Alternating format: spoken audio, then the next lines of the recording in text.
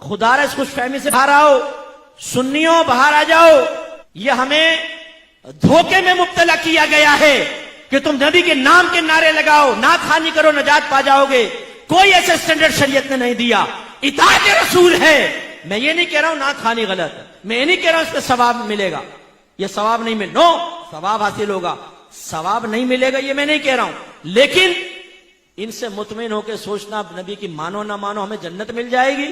میدان معاشر میں پہنچیں گے تو فرشتے آئیں گے، حضور ٹنڈن سنی صاحب آپ یہاں کھڑے، جنت تو آپ کا انتظار کر رہی ہے. اور یہ مٹکتا ہوا جھومتا ہوا سیدھا جنت میں چلے جائے گا. مفتی صاحب لائن میں لگے ہوئے ہیں، یہ پپو نکل جائے گا وہاں پہ، کیونکہ ہر رات یہ نعت خوانیوں میں بیٹھا کرتا تھا. بھائی قل ہاتوا برہانکم ان کنتم صادقین، لائیے اگر آپ کے پاس دلیل ہے تو پیش کر دینا. سوائے آپ کے حسن زن کے کیا ہے؟ آپ کہیں گے جی ہمارا حسن زن ہے، اللہ کرم فرمائے گا. آپ کے حسن زن کی طرح تو کافر بھی حسن زن رکھتا ہے. ہندو بھی کہتا ہے بھی میرا حسن زن ہے، میری بتوں کی عبادت سے اللہ تعالیٰ مجھے نجات دے گا. کرسچن بھی یہ کہتا ہے عیسیٰ علیہ السلام کو میں اللہ کا بیٹا مانتا ہوں، اللہ مجھے نجات دے گا. حسن زن پر فیصلہ نہیں ہوتا، ورنہ تو ہر ایک حق کہلائے. دلیل پر فیصلہ ہوتا ہے. آپ مجھے دلیل دیجئے کہ آپ نماز نہ پڑھیں، آپ جھوٹ بولیں، آپ غیبتیں کریں، آپ لڑکیوں کے پیچھے بھاگیں، آپ فحاشی کریں، آپ گندی گالیاں بکیں، آپ ہیروئن پئیں، آپ سگریٹیں پئیں، آپ نشہ کریں، آپ ماں باپ کی آنکھوں میں آنکھیں ڈال کر بدتمیزیاں کر کے ان کو ان کی کمزوریوں کا احساس دلائیں، اور صرف نعت خوانی میں بیٹھے آپ کو نجات مل جائے گی. لائیے دلیل اس پہ پیش کیجئے. میں یہی بیٹھا ہوں، لاؤ دلیل لے کر آؤ یہاں پر کہ آپ کا جلوس نکالنا آپ کو نجات دے دے گا، لائٹنگ کرنا آپ کو نجات دے دے گا. غلط.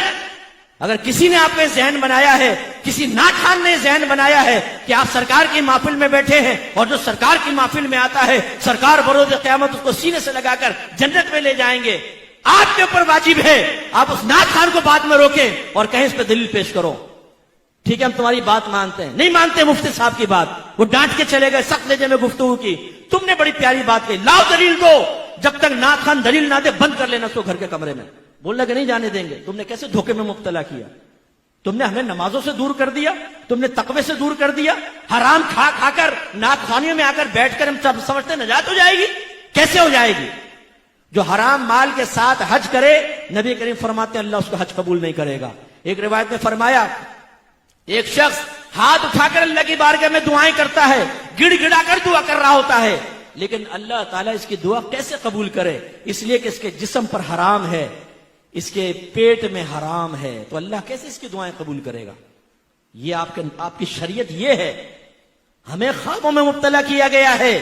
جلوس نکالو نجات ہے، لائٹنگ کرو نجات ہے، تیجے 40 میں کرو نجات ہے، 11ویں کرو نجات ہے، تم بروز قیامت آؤ گے سرکار تمہیں بخشوا لیں گے. یقیناً میرے آقا شفاعت کریں گے، انکار نہیں. لیکن جب ایمان بچا کر لے گئے تو ایمان ضائع ہو گیا گناہ کر کر کے، پھر تو کافروں میں پھر شفاعت نہیں. اور فرض کر لیں ایمان بچا کر لے گئے اور گناہوں بھری زندگی گزاری، سرکار نے شفاعت فرمائی، یہ یقین لے کر گئے، یقین رکھیں اس کا انکار نہیں. لیکن کیا یہ بہت بڑی بے مروتی نہیں ہوگی کہ ہماری ہر طرح کی گندگی کے باوجود سرکار میدان معاشر میں سینے سے لگائیں؟ کیا پھر ہمیں نبی کریم کے ساتھ یہ رویہ رکھنا چاہیے صرف اس بھروسے پہ کہ سرکار ہمیں بخشوا لیں گے ہم ان کی نافرمانی کرتے چلے جائیں؟ غلط بات ہے. یہ میں اسی لیے دل جلاتا ہوں جتنے نعت خوان جن کو آپ نے دین کا ٹھیکیدار سمجھا ہوا ہے نا کہ یہ ہمیں جنت تک پہنچائیں گے، ان سے آپ شرعی مسائل معلوم کر لیں، ان تک کو پتہ نہیں ہوگا. ان کے گھر میں ان کی ازواج کو پتہ نہیں ہوتا ہے. سب کی بات نہیں کر رہا ہوں لیکن اکثر کو میں جانتا ہوں.